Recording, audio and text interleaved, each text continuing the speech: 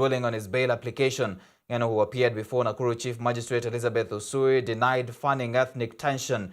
Ngeno was also charged with using abusive language during a gathering on Sunday, September 6th in Transmara. Earlier, the Director of Public Prosecutions, Nurdin Haji, approved hate speech charges against the MP, saying there's sufficient evidence for prosecution. At the same time, Ngeno has been expelled from KANU following his scathing remarks against the president and alleged incitement remarks he made over the weekend. Addressing the press this evening, KANU Secretary General Nick Salat said the legislator defied party principles and disobeyed the party's constitution when he made the remarks. Salat said they will not tolerate Ngeno and asked him to seek another party.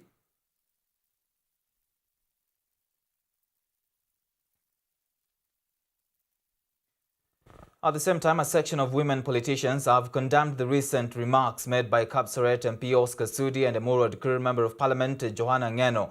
The women leaders, led by Kirinyaga Governor Anne Waiguru, said it was unfortunate for the two members of Parliament to disrespect President Uhuru Kenyatta's family in the unfortunate utterances. The leaders now want stern action to be taken against the legislators, saying their remarks were tantamount to spearheading war and chaos. They also want Sudi and Ngeno to issue a public apology to Mama Ngina. Alice Dana reports. The recent utterances made by Kapsaret MP Oscar Sudi and Emuru Dikirr Member of Parliament Johanna Ngeno towards former First Lady Mama Ngina Kenyatta have continued to spark mixed reactions amongst politicians and members of the public. A section of women politicians have come out strongly to condemn the verbal utterances made by the two legislators and have demanded legal action against the two. The leaders, who addressed a press conference on Tuesday in Nairobi, demanded civility and respect in general for women. By dragging the name of Her Excellency Mama Ngina in their unfortunate utterances, the two crossed the line. Their utterances are not only derogatory, but also a bad reflection of leaders of their standing. As women of Kenya, we demand stern legal action against the perpetrators, and we also demand for an apology to the mother of the nation, Her Excellency Mama Ngina Kenyatta. They warned that the incitement remarks could lead the country back to the 2007-2008 post-election violence, and further called on the two MPs to avoid dragging the name of Mama Ngina Kenyatta into politics. Mwaka wa 2007 tunajua pahali hii nchi ilikuwa. And we have not forgotten who was the master of 2007 massacre that happened. Yes. And we know the plan, we know where they started. They started with inciting the communities. They started with inciting, especially the Gamba community, against all the other 42 tribes in Kenya. And the similar path, similar script is being followed. As the women of this nation, we want to say no more bloodshed in Kenya. The leaders also slammed Deputy President William Ruto after he called on leaders to exercise restraint and avoid insults and bad language against other Kenyans, a move they said is hypocritical, accusing him of fueling the utterances. Na niambie waheshimiwa wenzangu, kama tunaenda kuvunjana kisiasa, basi tusiingize wazazi. Na hapa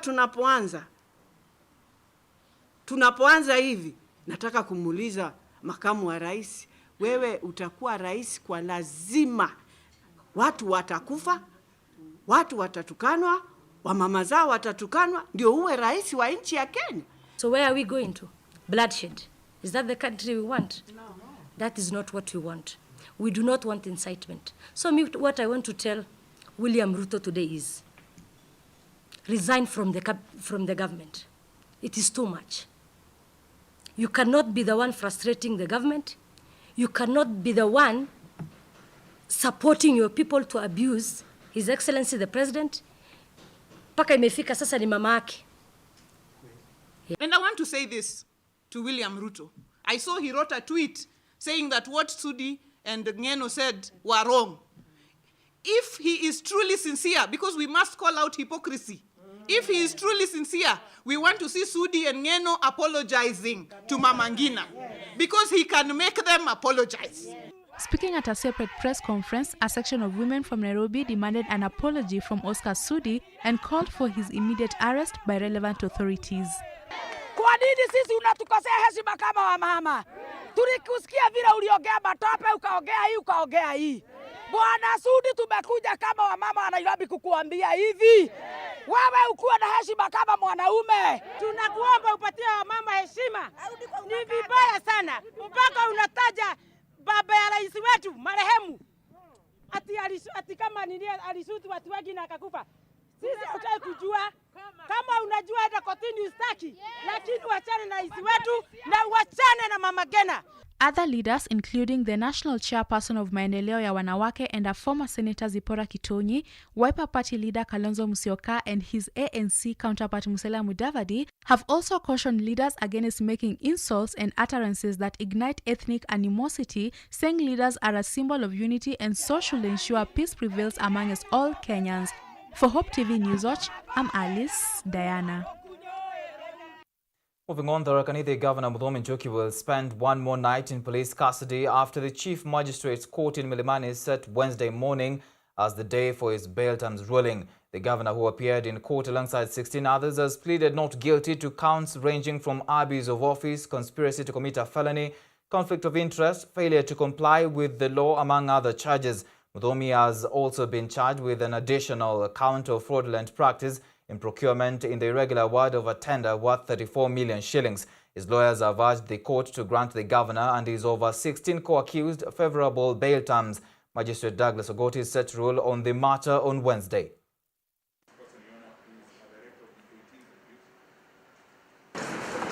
Number 12 of 2019, Ruben Lemueta and 9 others versus the Republic, which arises from a decision of Your Honor, and I'm sure Your Honor is only familiar with finding that decision. Because of other engagements that have been explained to all parties, this ruling will be delivered tomorrow at 10 a.m. So the accused will be held, some at the EACC police station, some at Parklands, and some at Kileleshwa.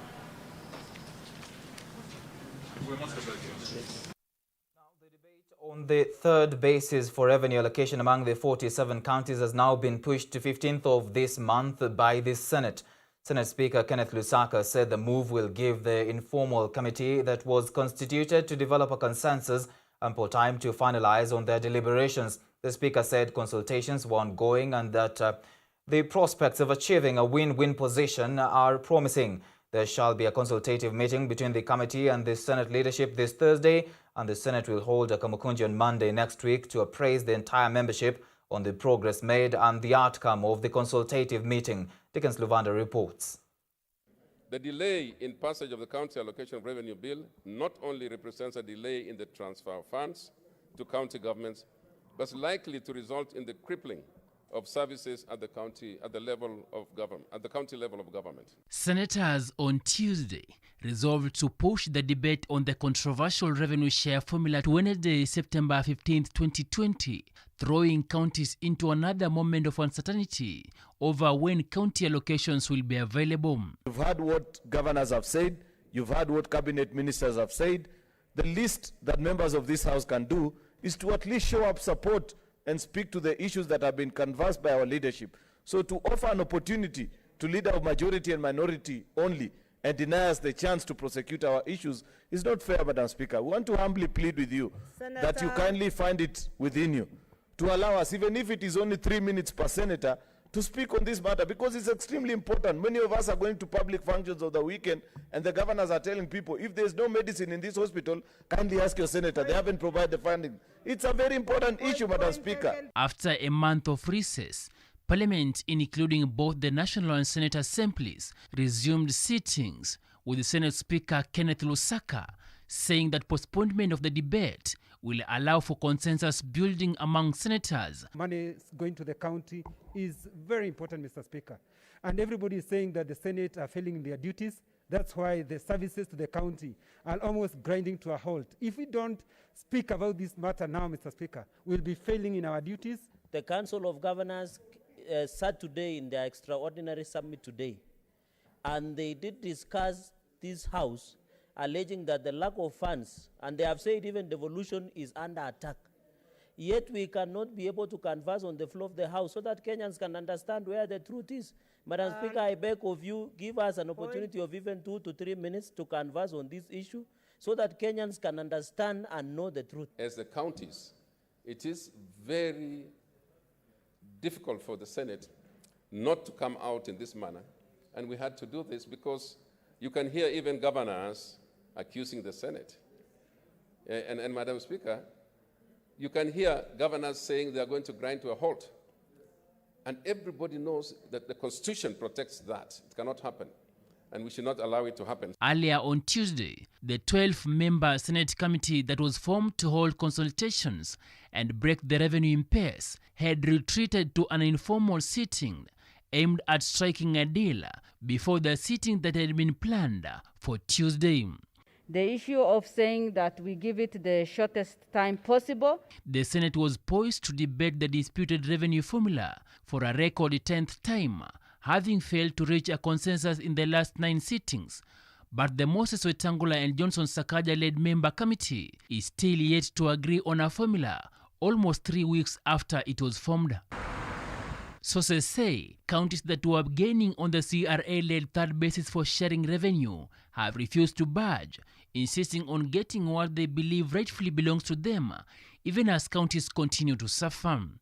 Governors have since threatened that county operations will paralyze in no time if a deal is not reached, given that they are yet to receive their shareable revenue for 2 months, a move that they say has resulted in non-payment of county staff and stalling of development projects. The one to labor and social welfare. Deacon Slovanda, Hope TV Newswatch. The university's academic staff union, WASU, has again threatened to call for an industrial action if the University of Nairobi does not reinstate clinical allowances whose payment was reportedly stopped. WASU has blamed the university's administration for withdrawing allowances to academic staff. The union has called on the Vice-Chancellor Stephen Kiama to immediately reinstate the allowances so that staff at the University of Nairobi resume duty. Mark Kimondo has this report. Solidarity forever. Solidarity forever. The battle between the University Academic Staff Union WASU and Nairobi University Board of Management has today taken another direction, with the union issuing a 7-day strike notice to UON Health Science College over withheld allowances for lecture doctors. Today, WASU issues a strike notice in support of the ongoing lecturers' work boycott at the University of Nairobi College of Health Sciences, Kenyatta National Hospital campus. The objective of the withdrawal of services is to fight for the immediate and unconditional reinstatement of the clinical allowances. These might say UON final year students who are just about to resume for final touches remain at home, as even lecturers had voted not to return to work until their demands are met. There is an ugly head of repression manifesting itself to Nairobi University. Lecturers, professors are being arbitrarily removed from the payroll. The union has, however, called for the resignation of UON Vice-Chancellor Stephen Kiama, citing poor management of the university. Only on the basis of the new Vice-Chancellor's unfounded comments regarding the University of Nairobi brain surgery, some country's top intellectual capital, he ought to have immediately resigned. Based on that comment, WASU demands that Professor Kiama resigns forthwith from being the Vice-Chancellor of University of Nairobi. This comes just after the High Court barred public universities from slashing salaries of over 10,000 lecturers pending the determination of a case filed by the University Academic Staff Union, UASU. UASU is now demanding the reinstatement of allowances withdrawn from the payroll, saying there wasn't any notice issued before the lecturers' allowances were withdrawn. I want to call upon the Vice-Chancellor to move with speed and have dialogue, the culmination of which must be the release of allowances to the affected members. This is the reason why we are saying, before you appoint these Vice-Chancellors, get the input from WASU. You will end up appointing madmen. The doctor, lecturers and academic staff at the University of Nairobi earlier on withdrew their services at the university, claiming the reinstatement of the clinical allowances whose payment was stopped by the university. KMPDU Secretary General Chibanza Mochonda, who condemned the discrimination of employees, said many lecturers are currently facing harsh economic times resulted by COVID-19 pandemic and cannot afford to resume to work without payment. And I'll say this for a fact. You can be a vice chancellor at the topmost position in a public institution, but that public institution does not run based on your thinking and based on your direction. You need workers. It is alleged that the doctor, lecturers and teaching staffs at the university are yet to receive personal protective equipment, thus leaving them vulnerable to the deadly virus. There is no provision of PPEs from University of Nairobi for these lecturers. And there is also no compensation mechanism. A good number of them are equally aged. They're amongst the high-risk group. The funds required to pay doctor lecturers' allowances are already in the university accounts, having been released by the government. This comes at a time when the Ministry of Education prepares for school reopening in the country. The withdrawal of teaching services at University of Nairobi has negatively impacted students who have spent months at home. Well, things might get even worse if the board of the university fails to address the concerns raised by URC today. Mark Kimondo, Newswatch, Nairobi. On to COVID-19 situation. The country has recorded 151 new COVID-19 cases after a sample size of 2,552 was tested, bringing the total number of infections to 35,356. LCAS Dr. Rashid Aman said the ministry has also discharged 173 patients, with 107 coming from the home-based care program, while 66 were discharged from the various health facilities across the country. The total number of recoveries now stands at 21,483. Dr. Mann has urged caution as the ministry interprets the decline in positivity rate and asked Kenyans not to lower their guard. In terms of county distribution, Kitui County now leads with 54 cases, followed by Nairobi with 23, Uasin Gishu has 9, Garissa 9, Kisii 7, Narok 4, Mombasa 2, Taita Taveta 2, Kilifi 2, Bomet 1, Meru 1, Kajiado 1, Kiambu 9, Migori 9, Trans Nzoia 6, Kericho 3, Busia 2, Machakos 2, Laikipia 1, Nakuru 1, and Nyandarua 1.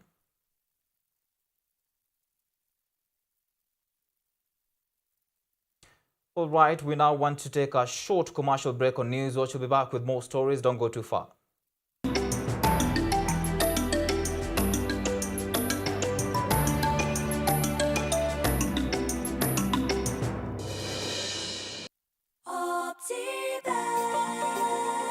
Welcome to Garden of Joy in Machakos by HopeTvKenya. This is a gated community that is strategically located only 7 minutes drive from Koma town and 1.3 kilometers off the tarmac. It comes with a beautiful gate, chain link fence around the property, internal Maram roads, a borehole for steady water supply, a jogging track, a meditation park, and a children's play area. The title deeds are ready. Get your value-added plot at only 1.295 million shillings cash price. We also have flexible payment options of up to 12 months. Call us today on 0702 8310 83 or visit www.optiven.co.ke. At CETM Schools, we are offering online classes via the G Suite education platform in all 7 schools across the country. These classes run from 1st of September 2020 to November 2020. We will be offering assignments and productive projects, very affordable yet quality service, personalized and interactive sessions, real-time feedback on progress of learners, life skills, guidance and counseling, and Bible clubs. This is open to non-CETM pupils and promises to be an exciting learning experience in an environment that embodies biblical values. To enroll, please log on to www.cetamschools.sc.ke. CETM Schools, educating the whole person.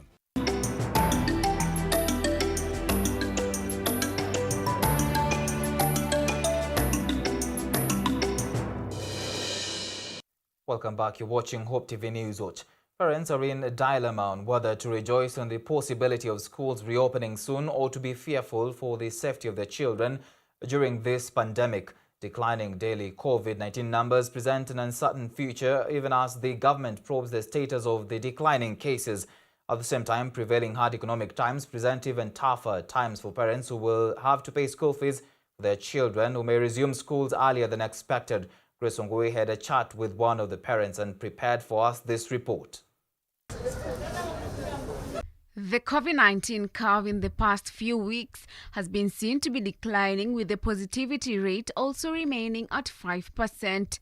According to the World Health Organization, the positivity rate has to be less than 5% over 2 weeks, but should be backed up with adequate and comprehensive laboratory testing and surveillance. During the announcement at KICD, where Education CS Professor George Magoha announced that the school calendar had been lost, he announced that even the reopening of schools in January will only happen under the guidance of the Ministry of Health and a constant record of a decrease in COVID-19 cases, an argument he's used to respond to queries by parents over schools reopening. Now, with the evidence reduction in COVID-19 cases, it could hint that schools are about to reopen, depending on the preparations they have put in place, as had been advised by the Ministry of Health.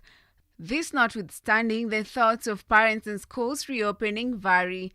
We speak to David Minor, a parent of 6, who currently has 3 children in schools, and tells us on the challenges facing parents. The opinion of one parent may, however, not reflect the reality for all parents, but may indicate the opinion of some. Minor, speaking regarding the safety of children when schools reopen during this season, especially that of his own, says that he will not feel safe when schools reopen at this moment, adding that social distancing especially will present the greatest challenge due to overcrowding that is witnessed in most public schools. Yeah, up to now, I am not very sure that this is the right time for the children to be allowed to go back to school, mainly because the fact that the curve is actually seen as if it is now going down, but given the kind of this, the body mechanism of children is not like grown-ups.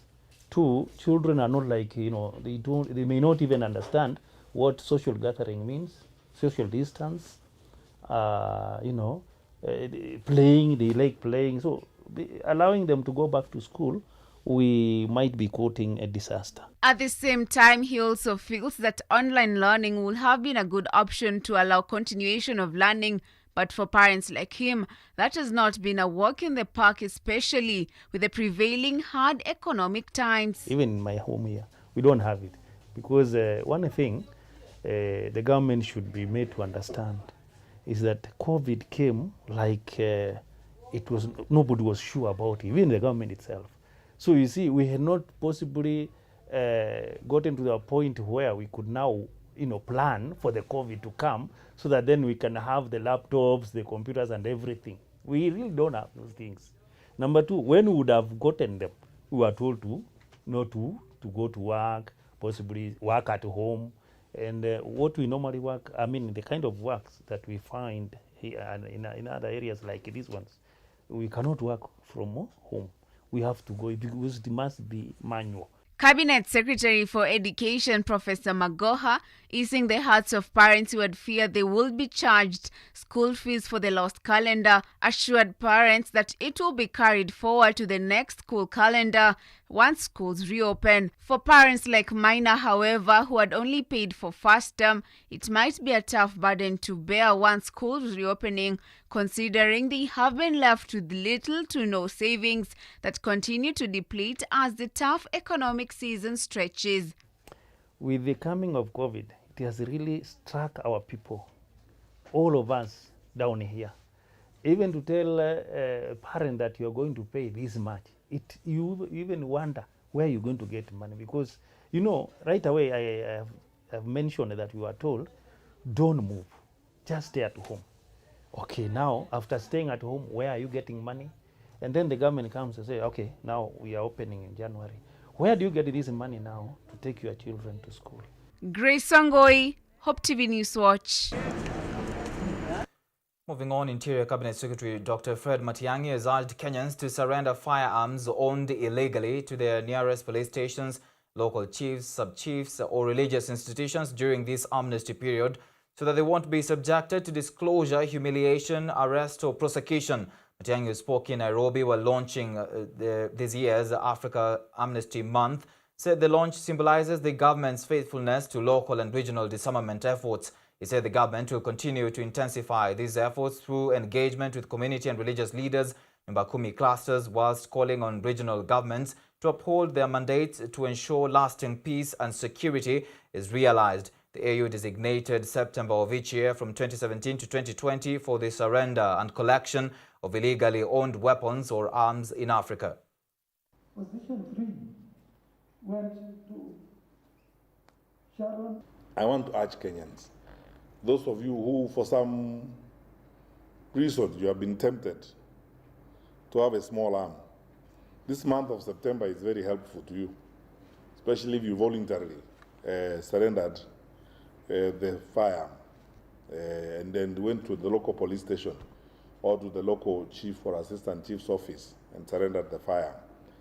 That is what will help you, but you know what the law is. And then we are going to continue to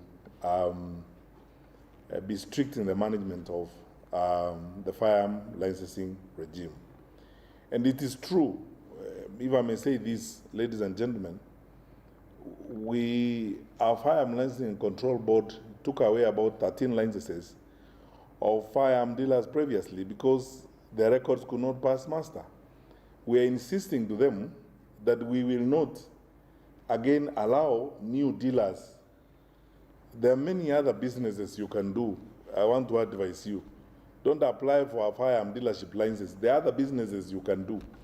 We want to be a safe environment. We want to be a stable environment.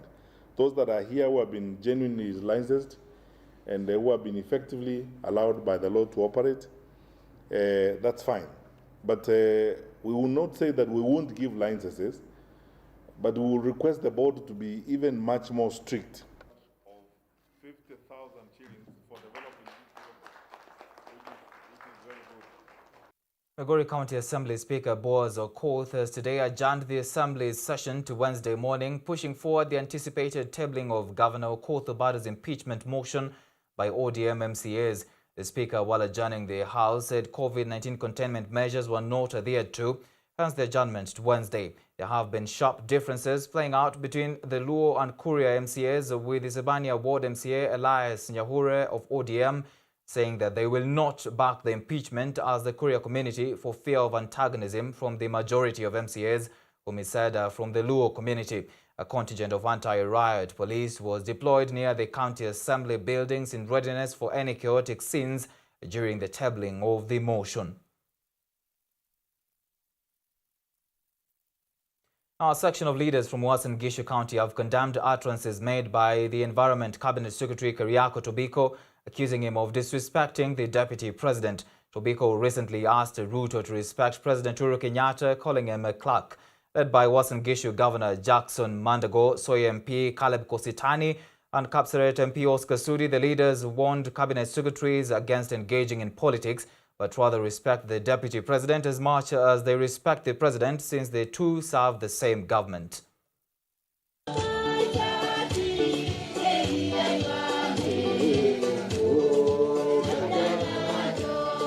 Mheshimiwa Tobiko, wewe ni waziri na unajua unafanya kazi chini ya sheria ya Employment Act. Hiyo maneno ulisema, in summary is insubordination and the decision should be summary dismissal from the cabinet. Serve the government of the day. Maneno ya siasa waachia sisi. Mheshimiwa Tobiko, MCA wake nyumbani ni wa ODM. MCA jirani ni ODM. Yeye mwenyewe alipiga kura ODM. Saa hizi ameita naibu wa rais clerk. Sisi tumekubali jina yoyote. Muite William Ruto jina yoyote. Bora roho yake inaendelea kupiga, najua inaendelea kuenda chini na kuamuka 2022 kwa majaliwa ya Mwenyezi Mungu atakuwa rais. Mimi nataka niambie Tobiko, sisi tukiwa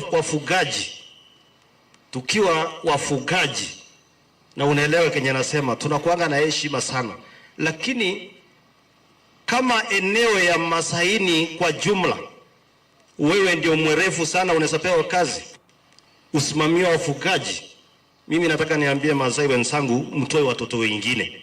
Kama unaweza ita deputy president wewe ni karani, inamaanisha wewe Tobiko ni sweeper. A total of 301,977 donkeys were slaughtered between 2016 and 2018 by the 4 licensed slaughterhouses in the country, with donkey farmers expressing fears that their herds will be wiped out if the trend continues. Under the Alliance for Donkey Welfare Organizations in Kenya, donkey farmers have called on the government to maintain the ban on the slaughter of donkeys, calling for increased vigilance on the activities of the slaughterhouses. Farming Systems Kenya Executive Director Dr. Raphael Kinoti said the increase in global demand for donkey skin led to the establishment and licensing of 4 export slaughterhouses in the country between 2016 and 2018. Between 2016 and 2018, the 4 slaughterhouses had slaughtered 301,977 donkeys. Those are the official slaughters. But then amazingly, between 2016 and 2018, over 4,000 cases of donkeys were reported in police stations as lost. The estimations are actually between 2016 and 2018, Kenya lost 600,000 donkeys. Almost half of that, or slightly above half of that, lost in terms of legal slaughter, but then almost an equal number lost through illegal slaughter. 2009 census said that Kenya had 1.8 million donkeys. So if between 2016 and 2018, we lost 600,000 of them, means that in 3 years, actually, we lost a third of our donkey population in Kenya. Right, Newswatch takes another short commercial break. When we come back, we'll be looking at business news. Stay with us.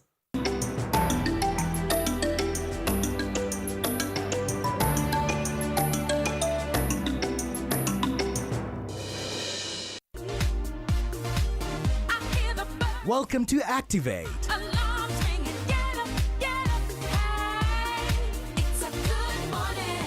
It's a good morning. Good morning. Kickstart your day with George and Kerry on the Sweet Hour of Prayer. And welcome to Activate, this being the station where you listen and live Hope FM. From Nairobi to the world. Great music just for you. Activate. The only show that keeps you activated.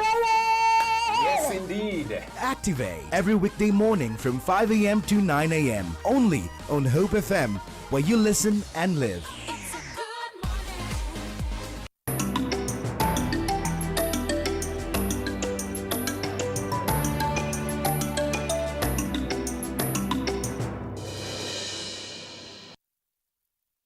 Welcome back to the broadcast. Kenya is set to host Shelter Afrique's 39th Annual General Meeting, AGM, and Annual Housing Symposium on September 15th to 17th, 2020, marking the 4th time in recent years that Kenya is hosting the AGM. The event, which was prior scheduled to take place at the Kenya's coastal town of Malindi, will now be held virtually due to the coronavirus pandemic, which has limited movements of people.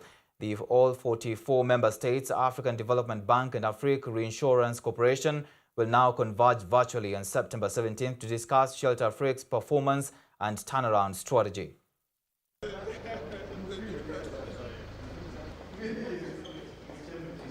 The performance of this institution in the last 1 year has improved tremendously, thanks to the board and the management of this institution. The big 4 agenda items, one of them is housing. And Shelter Afrique have been our partner in this journey in terms of housing agenda. And so for Shelter Afrique to be properly capitalized, one of the biggest beneficiaries is actually our country, because they'll be supporting, I'm sure, the agenda which we have in terms of promoting the affordable housing agenda. And so it is critically important that we make sure that that agenda is successful. The National Treasury Cabinet Secretary Tonny has dispelled concerns that the merger of government agencies under the Kenya Transport and Logistics Network KTLN is intended to disadvantage some organizations or sections of people. On August 7th, President Uhuru Kenyatta signed an executive order merging the operations of the Kenya Ports Authority, KPA, Kenya Railways Corporation, KRC, and the Kenya Pipeline Corporation, KPC. Tonny, however, says the move should be seen as a major transformation to the transport sector following the launch of KTLN that brings the running of the ports, railway services and pipeline under one parastatal. Tonny, who today presided over the signing of the network's framework of agreement at the Kenya Ports Authority, reiterated that no jobs will be lost in the new merger amid rising concerns from coastal civil society groups over what they termed as regional economic sabotage. There's been misconception that maybe we are going this direction for the sake of bailing out one organization. No, these are all liquid. They are doing very well. In fact, last year, significant amount of our budget support came from these agencies. And on their own, they are doing very well. But we want them to do better by being a regional player, not only at the country level, but the influence will be spread beyond the confines of the Kenyan boundary. The creation of this network will not lead to any loss of jobs. Contrary, it's going to increase the space for additional jobs. Because we focus more benefits for our people through improved business, reduction of transport costs, low cost of doing business, reduction of time for the transport of goods, and generally enhanced efficiencies. And Telkom has launched the Kaduda 4G phone series as part of its long-term objectives as it works towards becoming a thriving integrated telco provider and the technology company of the future. According to Steve Okeo, accelerated digital transformation that is being witnessed across the globe has led to rise in demand for more smart devices. He added that the devices will help address the growing demand for competitively priced internet-enabled devices. According to the Global Mobile Economy 2019 report, mobile internet users in Africa in 2018 stood at 239 million, a penetration rate of 23%. These numbers are projected to rise to 483 million, translating to a 39% penetration rate by 2025. Telkom is now poised, and we have started a new exciting journey into the future. And that journey has the principal parts being we want to drive more data and make it accessible to people. We are expanding the network and improving our network quality. We are also bringing many more exciting products and possibilities to our consumers and to companies by driving the partnership that we have with other people in the technology world, just to bring really good, affordable products to them. What we are pushing for is to allow customers to have access to as many digital products and applications as they can, be it in the way of devices, be it in the way of the quality of our network, or it be in the products and propositions.